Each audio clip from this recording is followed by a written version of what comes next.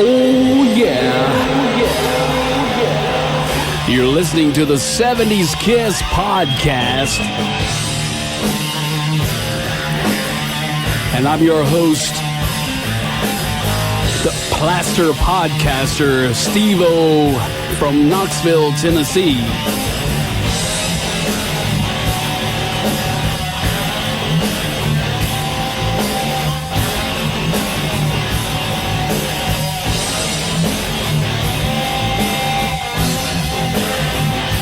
This show is about Paul Stanley, Gene Simmons, Ace Frehley, and Peter Criss. If you're looking for something else, you can just keep on knocking. And here we go again. We have Patrick Malone from the band Punchin Judy in the studio live. How you doing, Pat? Pretty good. We're going to talk to him about his time in his band and, most important, his time in the 70s as a Kiss fan. So tell us a little bit about yourself. What would you like to know? Just what it was like to be a Kiss fan in the 70s. How'd you find out about Kiss? What was your first experience? Wasn't everybody a Kiss fan in the 70s? I was. I don't know. I think, actually, I remember walking into, I grew up in Miami, and we had some stores down there called Zayre's, which were kind of like Target. And I remember when Mom would take me shopping, I'd always veer off to the record sections. And I remember picking up Kiss's very first album and thinking, geez, are these guys for real? You know, I mean, it was just so off the wall and just out of left field that at first I really couldn't take it seriously. I'd never heard a note of music, but I would just stare at those covers for like 30 minutes going, I can't believe it, man. It's just crazy. And then Hotter Than Hell came out, and actually I think that cover scared me a little bit. Yeah, Hotter Than Hell? Yeah, I mean, you could tell from the cover art, dude, that there was something going on. There was something going on at that photo shoot, dude, because it's just weird looking. Yeah, I can remember I was looking at that and I was going, okay, I'm trying to get my parents to let me like this, and they're not going to like this album. I didn't even ask. I knew my parents would hate it, so. But that's always the good hallmark of rock and roll, you know. If your parents hate it, it's got to be good. Yeah, yeah. So the very first album was your first experience. That's the first thing that you've seen. Seeing that first Kiss album cover and going, what the hell? Okay. You know, because, I mean, at the time, maybe Cooper was doing it, you know, Bowie was glam and stuff like that, but nobody was doing what they were doing. It was just amazing looking. So what happened next? I remember Dressed to Kill came out. I saw that cover, and then I actually heard Rock and Roll All Night on the radio, the live version from Alive, and thought, wow, it's pretty damn good. Okay. And didn't think too much about it, and then a short time after that, I saw the cover to Destroyer. Destroyer scared the hell out of me. I mean, it really kind of creeped me out. Yeah, it was a little freaky. I remember hearing Detroit Rock City for the first time and how it came in with the little, the news broadcast. And they were picking up the glass off the road and stuff. And I was like, what's this, a car wreck? But see, at this point, I still hadn't heard a note other than Rock and Roll All Night. Right. And then Beth hit the radio. And, of course, Beth became the biggest thing since, toilet paper. And I remember seeing them on, was it the American Music Awards where they did Beth? They telecast it live from some concert. And I still wasn't hooked yet. And actually, I heard Calling Dr. Love on the radio, and that one hooked me. Calling Dr. Love. And I actually went out and bought Rock and Roll Over. I remember going to my dad and going, can I have $6? And he said, why? I said, I want to buy a Kiss record. He goes, tell you what, you can go make $6 and buy a Kiss record. So that might have been the very first thing I actually worked. I went and mowed a yard and made $6 and went and bought the record. So that was probably my first earned money that I bought something with. And my first thing I bought was a Kiss record. Yeah, I can remember when we lived on Wilson Avenue. And Wilson Avenue was a big thing to me. It was in the ghetto. And that was where, I started playing drums, started getting into the music thing. My father was a musician. And that's when I started really recognizing what rock and roll was. I mean, I knew about Elvis, and I knew about Bill Haley and the Comets, all that stuff my dad was playing. I knew about all that. I had all of his records, and he had a good mixture of, Buddy Holly and the country records and stuff like that. And he bought me this record player. He got secondhand. It was like the ones that you had at school.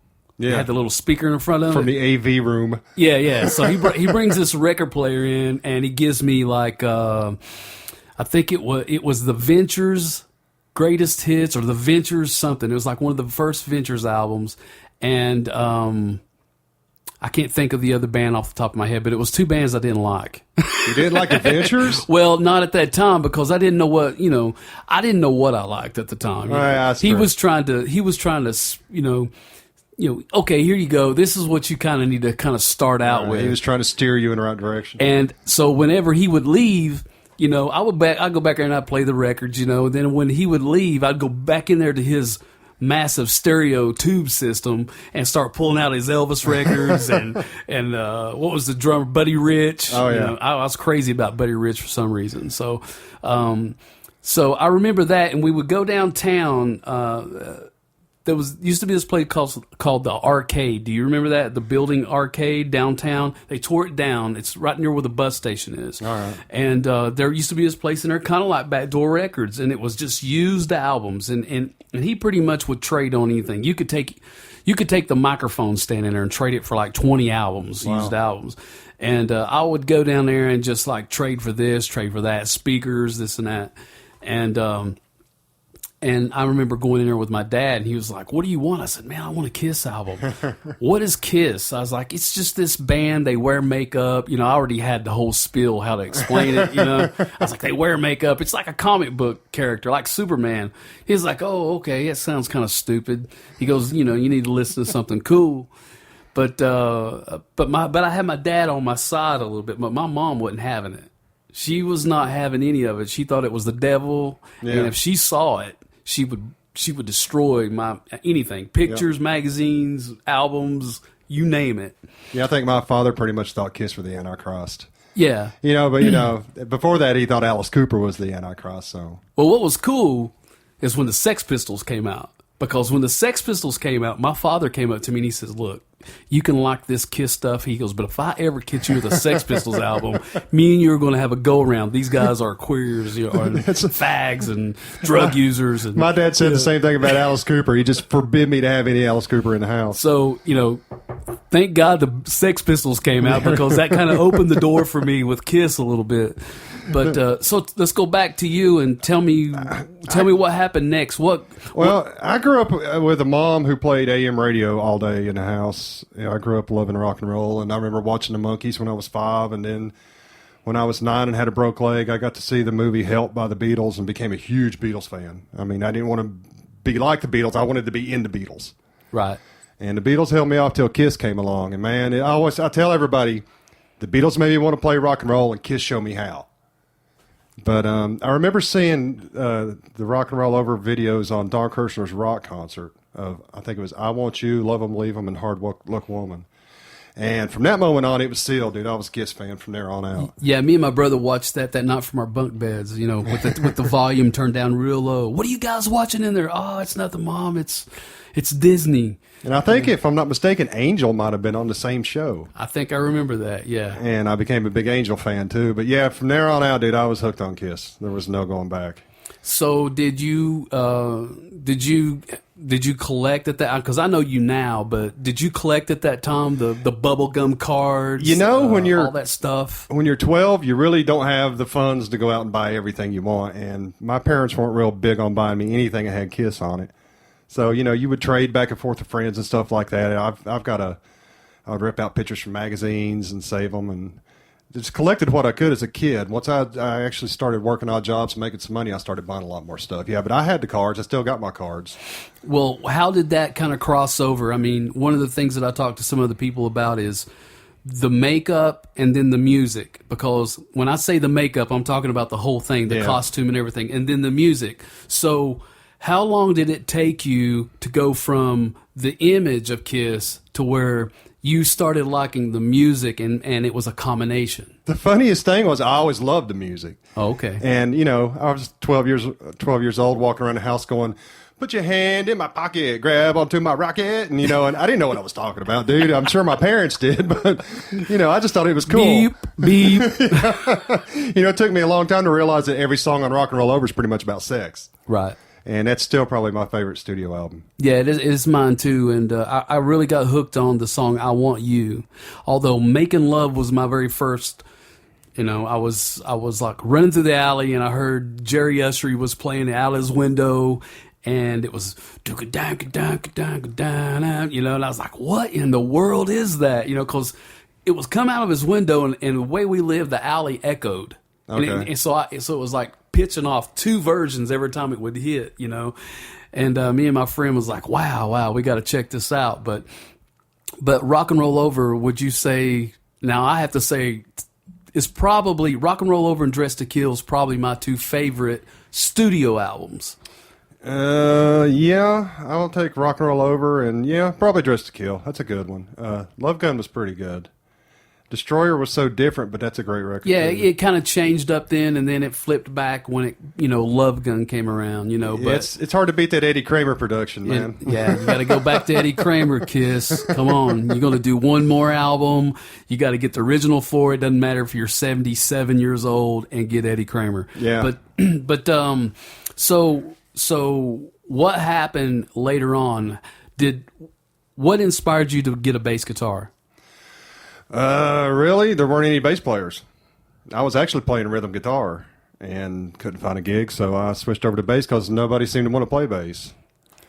But, you know, I had some heroes who were bass players and it wasn't too much trouble. And actually, to this day, I still kind of play rhythm guitar on a bass. Mm-hmm. I remember you playing guitar a little bit, but okay, let's go to guitar then. So was it Kiss? Was it Alice Cooper? What said, you know, Patrick, you're going to be a musician? Well, like I said, after the Beatles and Kiss, it was a no-brainer. I never ever wanted to do anything but. Okay, so it was Beatles and Kiss, you know, and Kiss was basically trying to be the Beatles, and you were trying to be Kiss. So I mean, it's just right down the line. It's the same thing with King's X. It's the same language. But so basically, what happened was you became this big Kiss fan, big music fan. You became a bass player, and I met you in 85, 84. 84, something like that, 83, and then we together formed a local metal band called Damage Incorporated and played for a year or so. And you went on to Punchin Judy. Yep. So tell us a bit about that. Actually, Punchin Judy was started by me and a guy named Jeff Roberts, and we really pretty much, just like Kiss, wanted to be the band that we wanted to see. You know, and we pulled from, every influence of rock and roll you can imagine. You know, we were a little Kiss, we were a little Misfits, we were a little Alice Cooper, we were just a little bit of everything. It's just a huge stew of everything we loved. So did you take anything from the Kiss shows?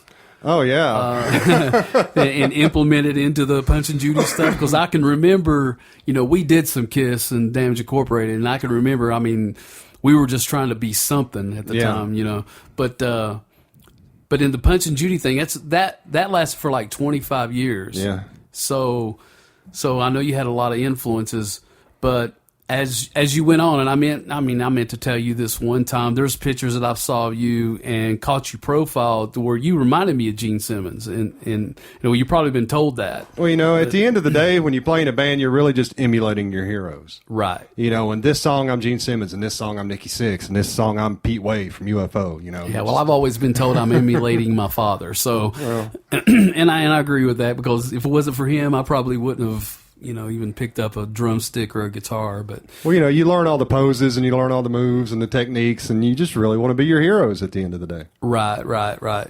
So I was influenced also by a local record shop, which you worked at, was Backdoor Records, and which is going to be one of my interviews coming up with Lionel Baker. Mm-hmm.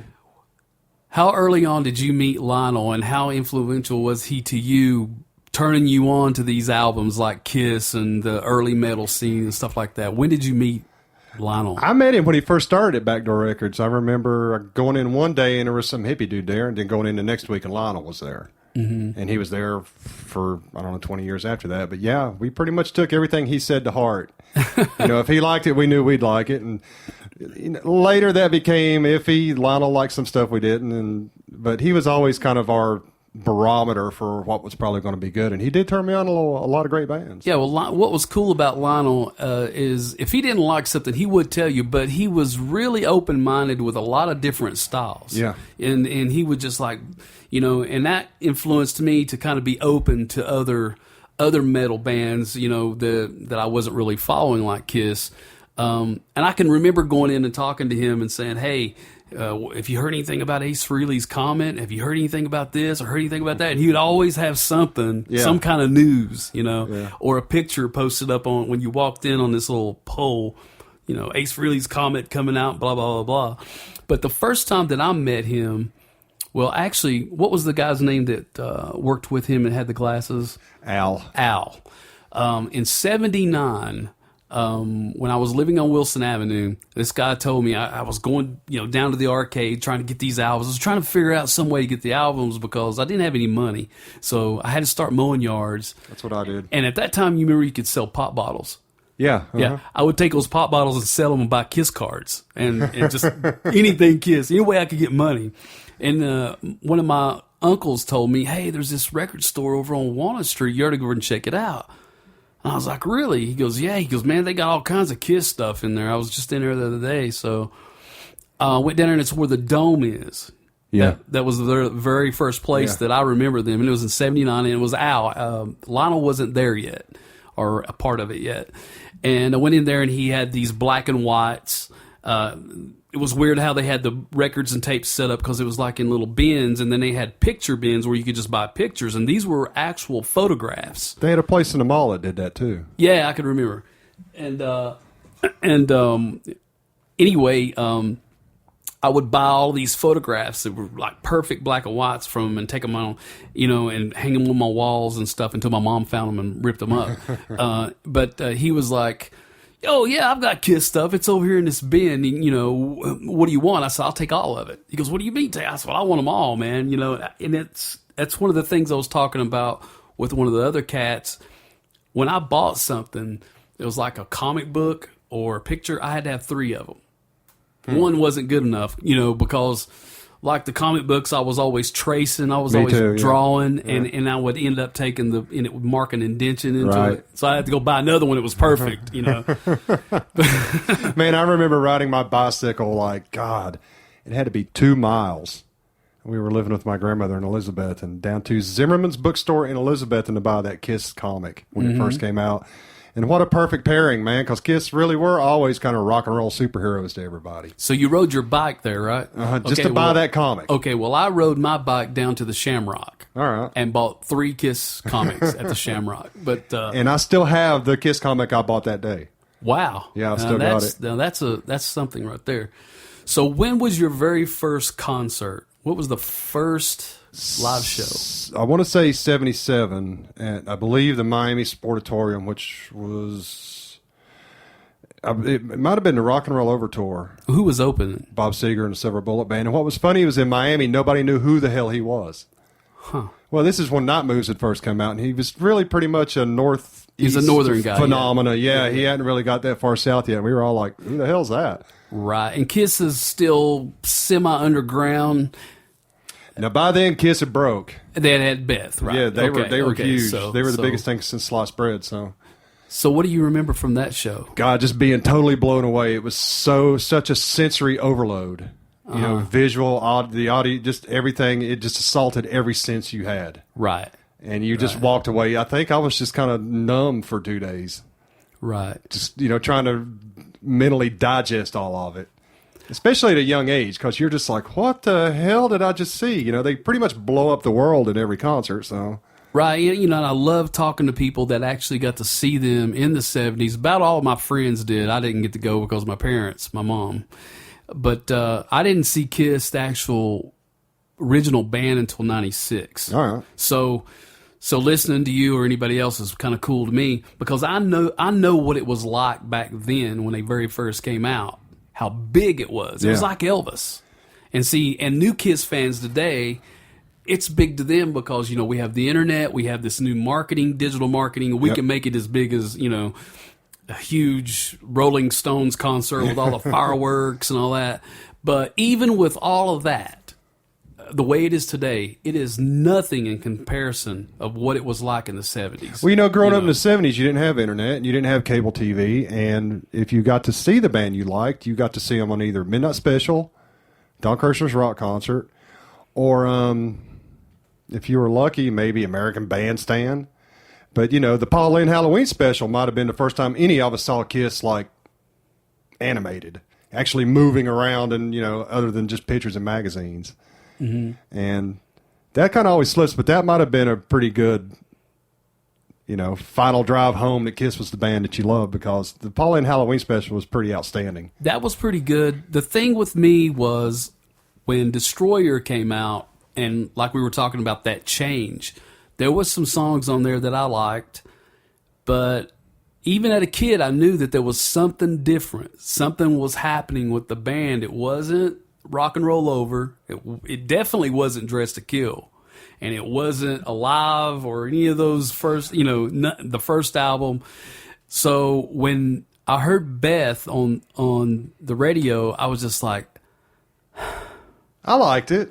I mean, I liked it because it was Kiss, but I was just like, but you know, what is this? I'm not, you know, I wasn't ready to fall in love with you. I was 13 years old. Right. I didn't care, you know, about, but it grew on me, you know, it grew on me and it grew on me. I guess, you know, Destroyer caught me. I always wondered if that car wreck at the beginning of the song was real and who it was, you know, if it was, because, you know, we didn't have the internet, like you were saying. Yeah. We didn't really know much unless it came on TV and they told us, or in the paper. Or you read it in a magazine like Cream or Hit Parade or right, so, Circus. Or... So they could really mess with your mind yeah. with stuff on an album, you know. And when I very first heard that, I was just like, wow, I wonder what happened to these kids. My dad hears this. He's not going to let me listen to it because some kids got killed in a car wreck, you know. Just all kinds of things going through your head, because I didn't imagine that whenever I started getting into this, that my mom was going to react the way she did. Oh, my parents hated it. Oh, they yeah. hated it. And I guess, you know, from another point of view, Rich Kozak from Mr. Speed was saying that the parents were supposed to act that way. And I never really looked at it that way. But my dad, like I said, I had my dad on my side. My dad was a musician. His people was musician. His people, I mean, it's been in my family for generations. Yeah. Well, they probably knew that was just their shtick. Right. You know, I had my dad on my side, and he was always kind of the lenient one anyway. But my mother was like, I mean, she would pick up something and sling it across the room if you even said Kiss or anything. Yeah. But well, see, my parents just thought I was obsessed, because once I became a fan, every inch of my walls was covered with Kiss. Right. Well, that's it. The thing about it was, the whole thing it was hitting with the religion and stuff was that since that was happening to you, and it was becoming a thing with you, and you were posting all these posters all over your room, and you had to have all this stuff, that it was the devil, and that the devil was taking over your soul and all this. And, you know, I didn't look at it that way. You know, the only thing that got me about the whole thing was that Gene did portray himself as the demon. So it always stuck in the back of my mind. I was like, is this guy really a demon? Is he really, because I knew what a demon was, you know. And I was like, is he really worship the devil? Because if he does, I can forget it. There's no way I'm ever going to be able to like this band in front of my mom. So, see, I never really took it that seriously. Oh, I did. I was like, I mean, I was indulged into it. To me, the whole mystique of the whole thing, you didn't know what they looked like without makeup. You know, I mean, that was the magic of it all. They really were larger than life rock and roll superheroes. You didn't know their secret identities. Right. And to me, that made the whole thing just, you know, so much above every other band out there. And I think it was maybe for a year after I became that big a fan that I didn't listen to anything but. Right. Me too. I think up to a point, I can remember AC/DC coming out right about the same time, because I remember they were going to be playing Freedom Hall, and some people were talking about Leonard Skinner a lot, because the plane crash had just happened around that time. But once I started listening to them, like I said, I had to have the cards. I had to have the magazines, and I looked for magazines. You know, you didn't have the internet back then where you could look up a magazine and order it. You had to go to a place like Backdoor Records or something like that had an inside, well, I can get this for you, you know, type thing. But and then Kiss Meets the Phantom came out. What a disappointment. Oh, I went... Well, once you read Peters and Ace's book, it all comes clear. But, you know, except for the Rip and Destroy song, and what a huge disappointment. Yeah, that was a disappointment. And just, you know, it was... it could have been different. You know, it could have been better. Like a actual movie instead of a kids platform, but they were actually trying to reach out to everybody with that, I guess, to capture the kids, Disney type thing. But see, that's where it went wrong, because I'm with, everybody. Ace has always really been my favorite member, but it became Disneyland. It stopped being like a dangerous rock and roll band and became something far less. Yeah.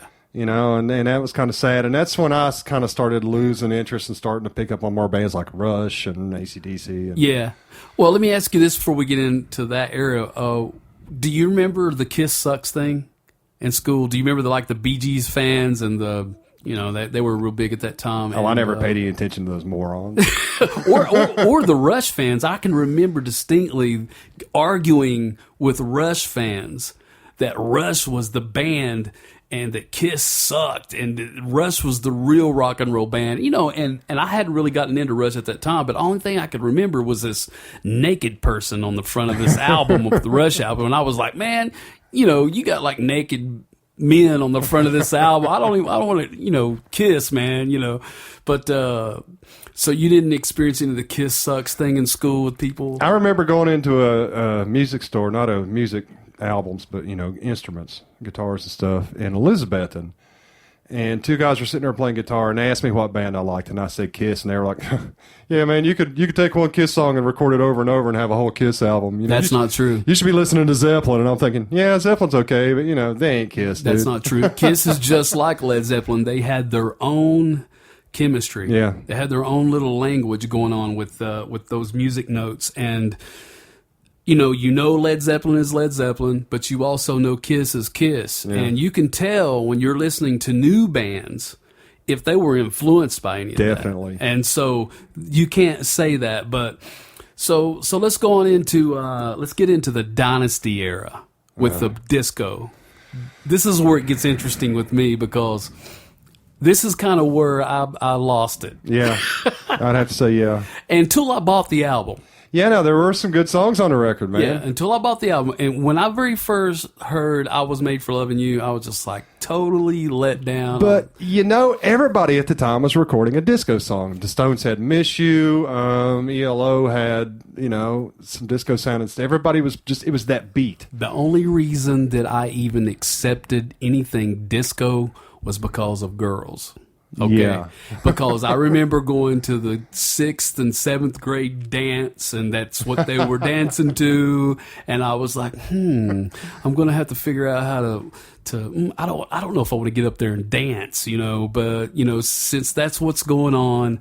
And then all of a sudden Kiss comes out with this song, and I was like, oh, wow, now I've got a way to do it. And then I was like, wait a minute, that sucks.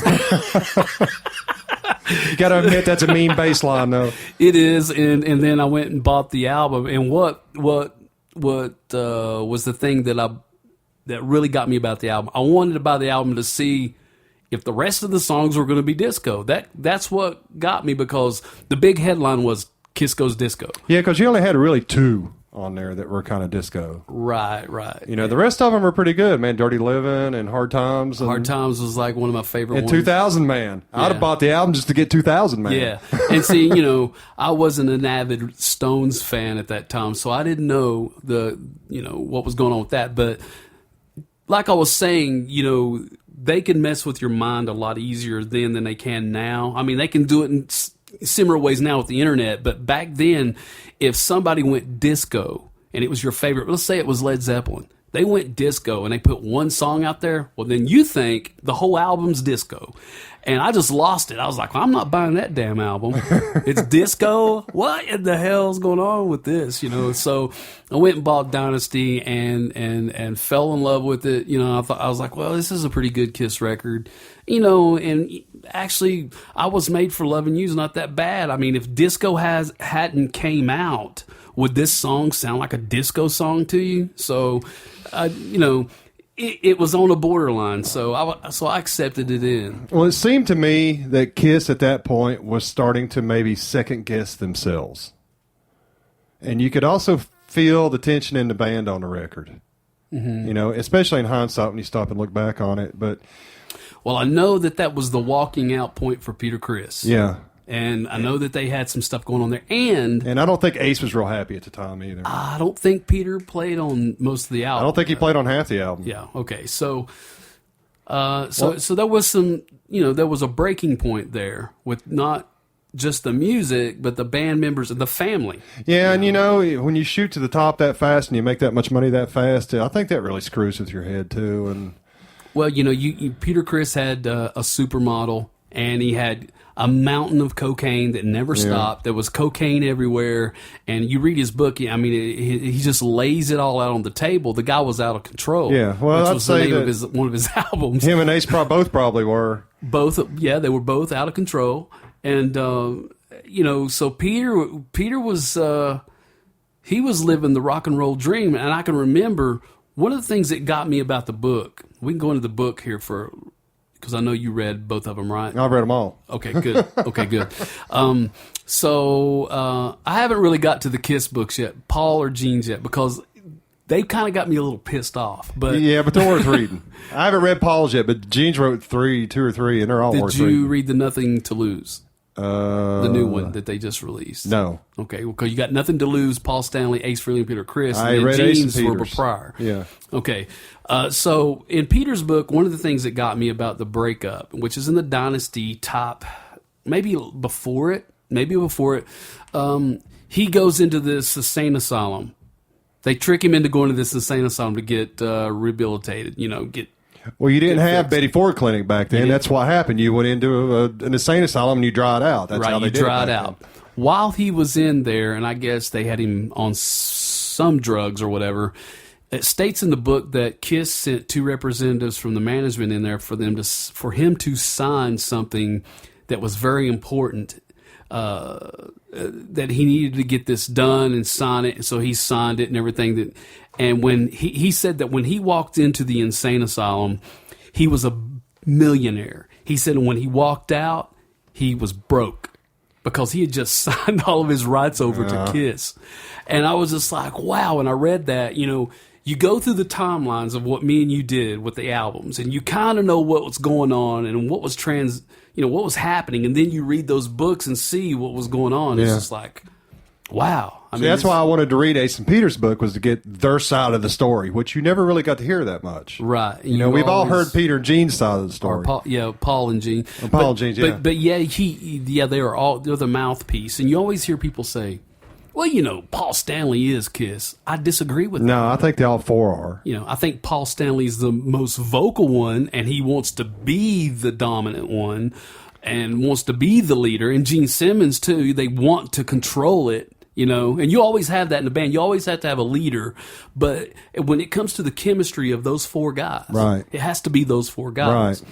So when somebody looks at me, or especially the new Kiss fans, you'll hear them on other podcasts and stuff, they'll say, Paul Stanley is Kiss. And I'm just like, they're not doing a very good job. You've got the 2 guys that are wearing the makeup, and that belong to actually Peter and Criss and Ace Frehley, even though they've signed the rights over it, actually belongs to those guys. Well, they created them, but Gene owns the copyright to them. Gene owns the copyright to them, but you put those faces on 2 other people that have completely different facial expressions, hair, body type, everything. It just don't look right. It's kind of blasphemous. I'm going to tell you right now, Tommy Thayer, when he come out on this new album and they tried to, give him a song stretch like they did with Ace and come out with his Ace Frehley type songs or whatever that he was trying to do, it was terrible. It was just terrible, and I was just like, oh, my God. And I don't know if it's because I'm just stuck, on the original band or whatever, and I just can't accept it. Because I'm going to tell you something. When Unmasked happened and Eric Carr walked in, dude, it took me a while to accept that. You know what? I didn't accept it till I heard I Love It Loud. Right. And then I was like, okay, they're back on track, and it's sounding good. Right. And I did like that as well, and I did meet Eric Carr. He's a good guy. But, to me, it's kind of like, if you look at it like the Fantastic Four, the comic book characters, because I was telling one of the guys that the way I kind of looked at Kiss, I heard the music first, and then I started seeing the comic books and all the imagery. Okay, and I got taken by that because here I am, a kid. I just come out of the comic book thing, G.I. Joe, Superman, the whole 9 yards, and so immediately I got sucked in by the image. Oh, I did too.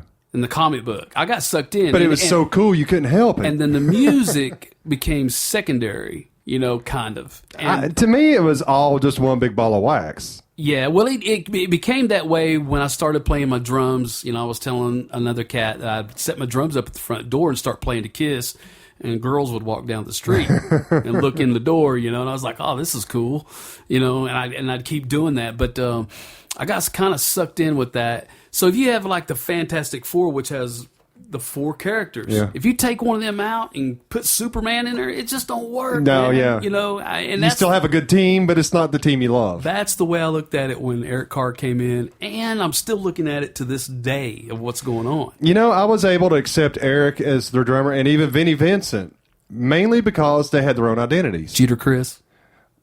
Fake freely. I'm just kidding. I had to do that. You got to admit, man, Vinnie Vincent looked downright scary. Well, I just saw a picture the other day of Vinnie Vincent with Ace's makeup on. What? And that looked a little bit more realistic. Seriously? It did. You'll have to check that out. But it's the first time I ever saw it. But now, here's the rumor I've heard. I don't know how true this is, and I heard this is what got Vinnie kicked out of Kiss, is that he got a copyright on his makeup and Eric Carr's makeup before Gene could. Oh. And that he owns it. Well, see, still to this day. Well, there you go. I mean, you got to do things like that. You got to protect yourself, because if you don't, somebody else will protect yourself for them. Yeah. And we both know that. But when you become big like that and all this big money comes into play, people start getting greedy. Yep. And usually that's what messes things up. But anyway, back on the transition there with Dynasty and Unmasked, and then it just broke, and they with Vinnie Vincent, and they come out with this Lick It Up, and we're going to take the makeup off. Well, we totally glazed over the Elder, which I think made us. I think all of us when we first heard it just kind of looked at each other like somebody in the room farted. Kind of like I just looked at you when you mentioned the name of it. You're just like. To me, there was a couple of songs on The Elder that didn't belong on The Elder that was okay, but to me, The Elder was a failure. I think if it had a different production, it might have been better. Yeah. But at the end of the day, it's a good record. It's just not a good Kiss record. I think The Elder reminded me a lot, and I don't know if you will agree with me, but it reminded me of Destroyer in a way. It just didn't seem to have the fire under it that Destroyer had. Right. It didn't have that fire, but it was the same kind of change that they did. I think it could have been so much more if they had really. I don't know. They blame a lot of it on Bob Ezrin and his substance abuse problems at the time, but who knows? It could have been something totally different, man. It really could have been another Quadrophenia. Yeah. Well, there you go. That's what happens when you do cocaine and you want to do a Kiss album. When you're a drug addict in the middle of a divorce and you're trying to produce an album, that don't work too well. But yeah, that album just didn't click with me. And then when they cut their hair and I saw Gene Simmons and Paul Stanley with their short hair, that hurt my feelings. I didn't like it. I was like, that's stupid looking. I don't even know who this band is anymore. So after that, I worked as a union stagehand. So I worked for the band during the Revenge tour, and then me and Bobby Ward ex-bandmate actually went backstage at what was Animalize. We got backstage passes, VIP, and we got treated pretty well and everything. And I met them a couple times, and it just wasn't cool because as a kid, and at this point I'm not a kid anymore. I'm a grown man, but as a kid, the first thing that I want to do is I want to meet these guys. I want to get an autograph. I want to.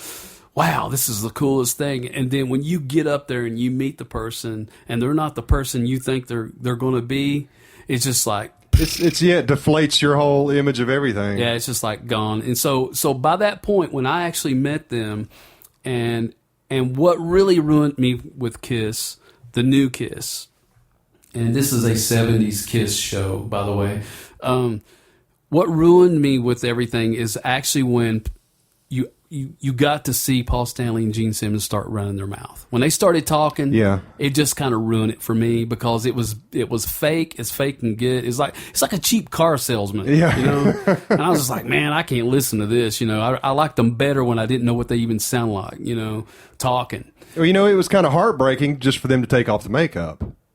Well, when they took off the makeup, that was another letdown. It wasn't the original band. So. It was actually a series of letdown from, you know, Dynasty all the way down to Lick It Up. And, you know, Lick It Up's not a bad record, but it's just really not a great Kiss record to me. In fact, none of those, you know, and I bought every one. I'm a fan, and I bought every one, and I gave every one of them a chance. And there's some songs on each one that I like, but...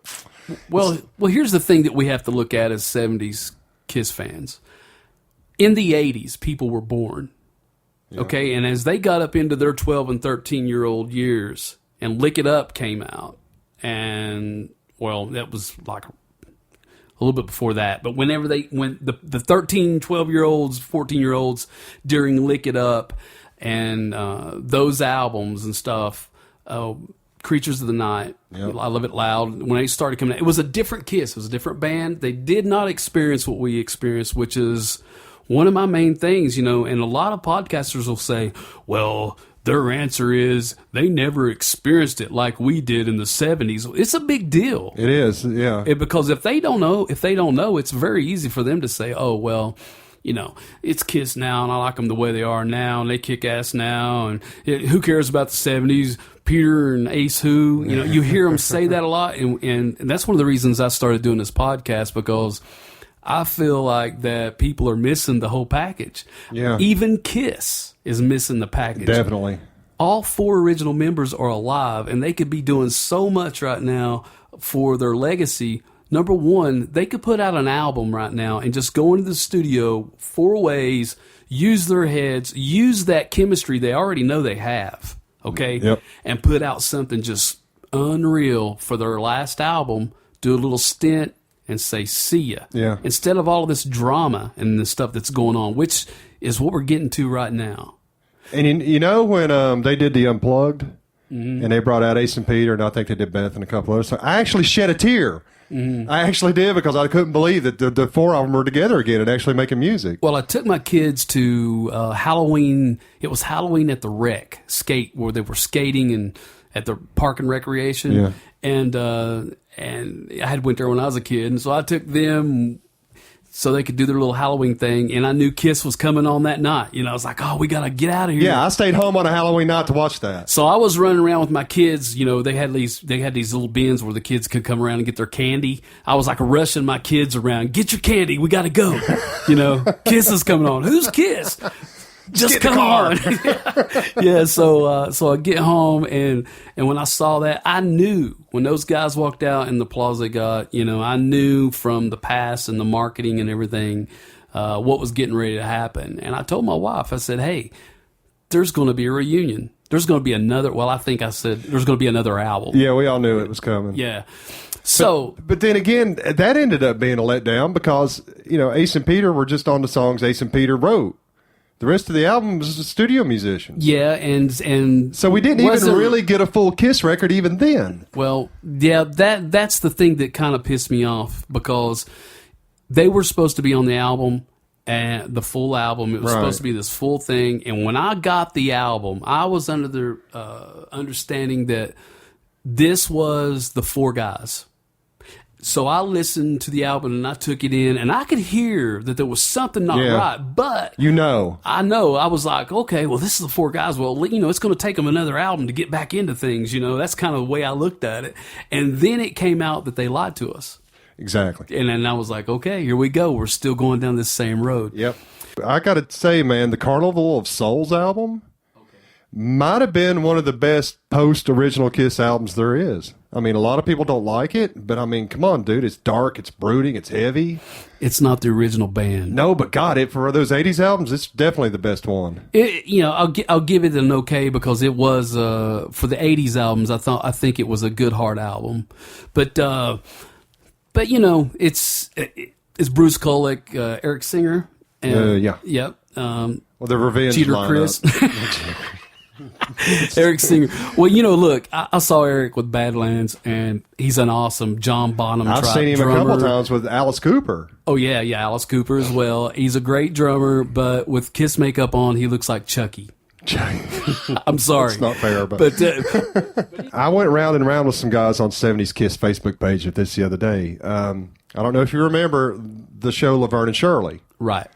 Well, Lenny and Squiggy on there had a band called Lenny and the Squigtones. Right. And they actually put out a record in 79. Mm-hmm. And you can do a Google image search for this. On the back is a group shot of them, and not only is Nigel Tufnell from Spinal Tap in that lineup, but the guy that they credit as Ming the Merciless on drums, in the picture, he's not on the record, but he's in the group shot, is Peter Criss. Peter Criss. That was the first picture of Peter Criss without makeup after he left Kiss. Now, I did hear a rumor about this, and I didn't see anything on the 70s Facebook. You brought this to my because when I posted it, they removed it saying it wasn't related. And I'm like, how can this not be related when that's Peter Criss when he left Kiss in 79 with no Kiss makeup on? Right. That's very related. No. But then I had a couple of ass-tards on there who were trying to say that wasn't him. And I'm like, dude, that's him. Okay, that's what I'm getting at. About 3 years ago, maybe, I saw this on the internet somewhere, and it may have been a Kiss site, but they had came on there and they had posted that picture, and they said that this guy was not Peter Criss. It was a guy that looked like Peter Criss. No, that's Peter Criss. And that's Peter Criss. I know Peter Criss when I see Peter Criss. That's Peter Criss. But yeah, I don't know what was up with that. I never heard of that until that came up a couple years ago, and just now when you're talking about it, I don't know anything about that band. But at the time, none of us knew it. Right. I didn't find that out till maybe 10 years ago. Right. But at the time, I remember picking that album up and looking at it. Didn't even realize that was Peter Criss. But Right. that's him. It's him. It's definitely him. But okay. Last but not least, and this will I'll probably be able to talk about this even after the Rock and Roll Hall of Fame is over with. Because there's going to be people with opinions on this. It's going to go and go and go. I hope that they do the right thing. I hope they come out the last minute and just fool everybody, but I doubt that's going to happen. No, I doubt it too. With everything that I've seen.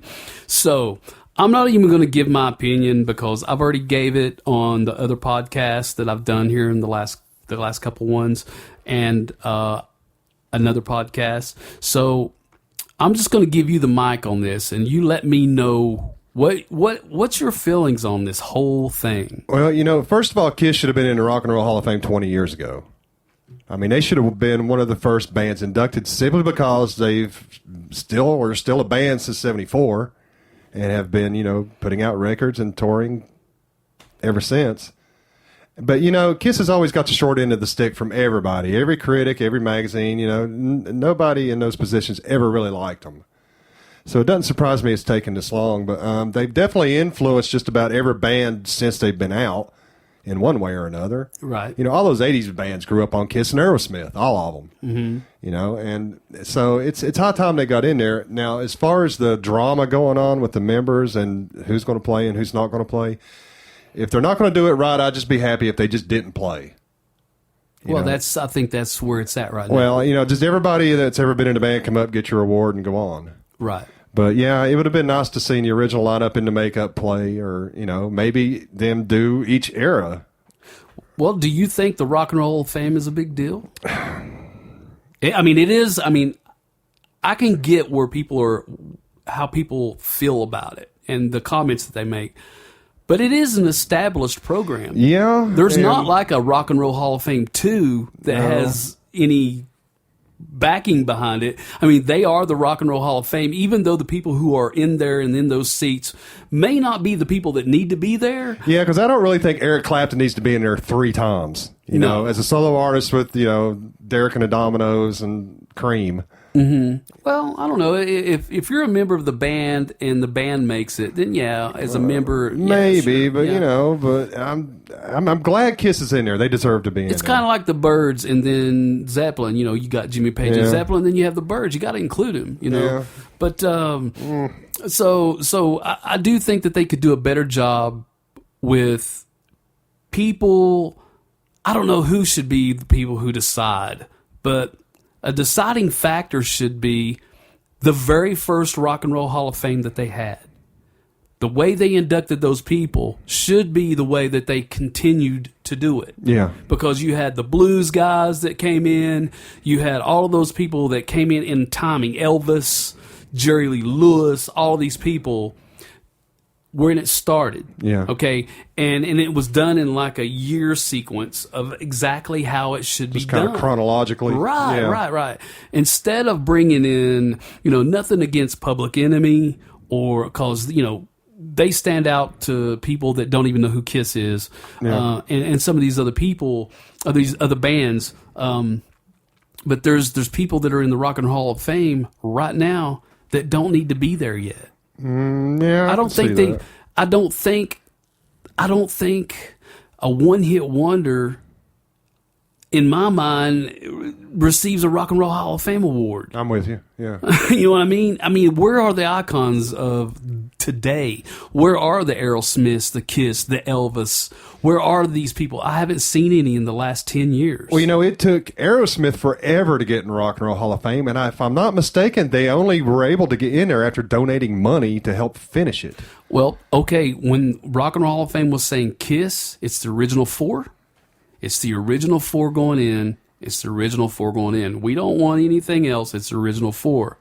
Then all of a sudden, well, yeah, you guys can play, with your current lineup, and you can go ahead and dictate what Peter and Ace does. Okay? Yeah. When I heard, I'm just going to go ahead and say it again. I don't care if you're tired of hearing me say this. I'm just going to go ahead and say it again. It's not a big deal to me about the Rock and Roll Hall of Fame. Okay? Whether they play or not. What got me about this whole thing is the respect. Respect for each other. Okay, so you have Ace Frehley and Peter Criss that are a part of this crazy, huge, big band of the 70s, like Led Zeppelin. And you have this band now with two different members. That's been in it the last 10, 15 years, whatever. Okay? But the core of this should have been about the original members. Should have been about the original members. You don't say, okay, we're going to let you guys accept your awards. Then you got to sit down and then watch these guys who are wearing your makeup do the show. Right. Yeah. I was like, this is bullshit. Yeah, that's kind of a slap in the face to Peter and Ace. And the fans. Yeah. The 70s fans especially. Because at the end of the day, when you strip everything else away from it, it's Gene, Paul, Peter, and Ace. They created it. Well, then they come on there. At the very beginning, Peter, Gene and Ace was going, no. This is not going to happen. We're not going to play with them. We're not going to play with them.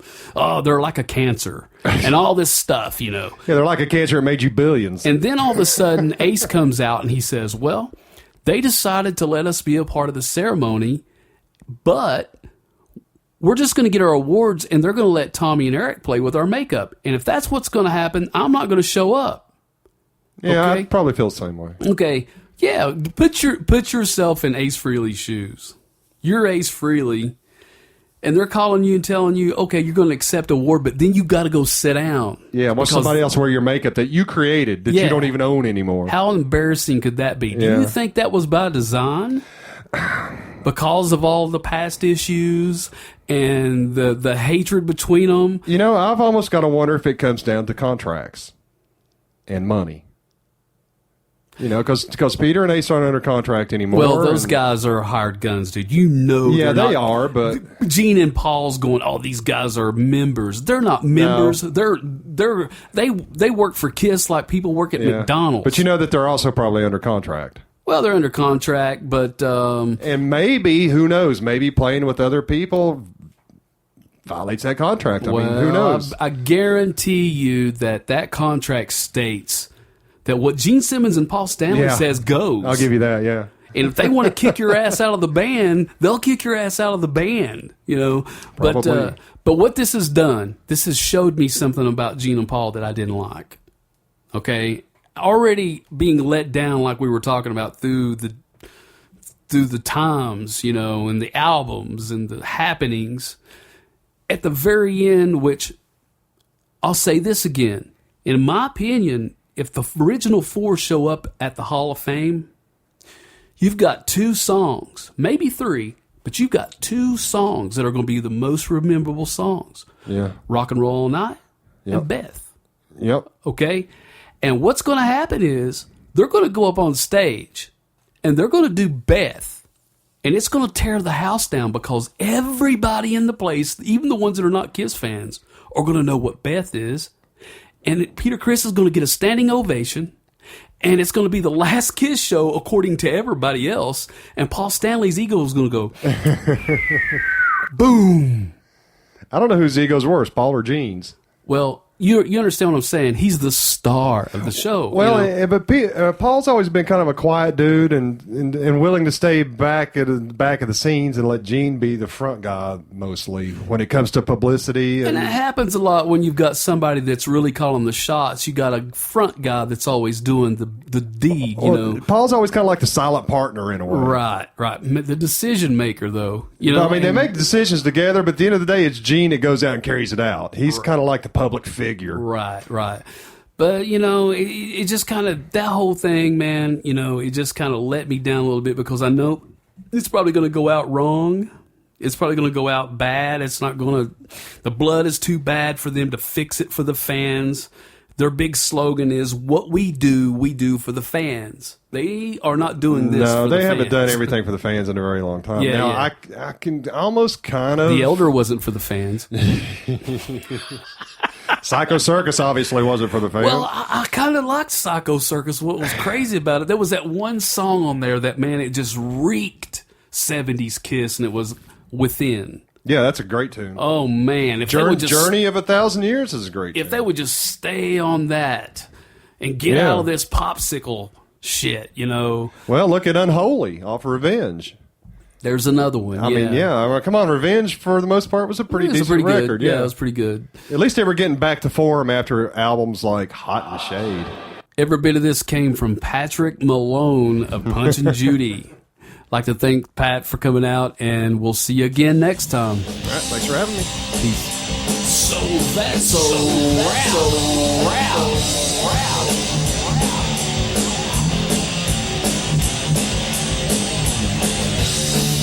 Well, that's it, folks. Until next time, this is the Plaster Podcaster saying, I'm out.